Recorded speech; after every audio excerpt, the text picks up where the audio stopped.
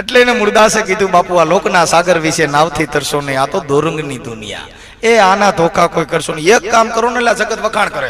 મેં હમણાં અહીંનો એક વિડીયો મૂક્યો હતો કે આ મોટા કોટડાની અંદર ધર્મ પ્રેમી જનતાએ પધારવા હતા. એમાં એક ભાઈ કોમેન્ટ મારી કે બાબા સાહેબના નામે મનુવાદનો વિચાર કરે.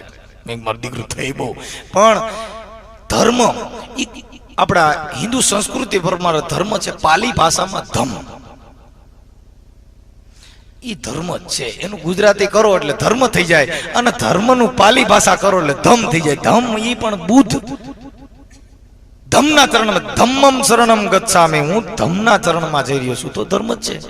પણ આવડા લોકો બાબા સાહેબનો ઠેકો લઈને નીકળ્યા. તમારો દીકરો બોલવા દેતા નથી, કાંઈ બોલ્યા નથી, ઉપાડ્યું, ઢીલું કરાય નહીં, મોવારા વધારે એમાંથી ટીકા કરે.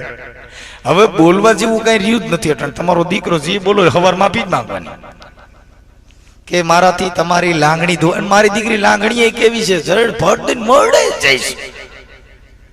મારા તો હમણાં રખા દાદા મોરી ઉપડી 2000 દેવી પૂજક રોડો સીડ્યા. મનસુખ કોઈ કો જેલમાં ડાલો. મેં કીધું મોજ કરો બાપા, ધબધબાટી. પણ એને નક્કી કરી લીધું મારું દીકરું મઢ જવાય નહીં, પોલીસ સ્ટેશન સિવાય આ હાથમાં આવે એવો નથી.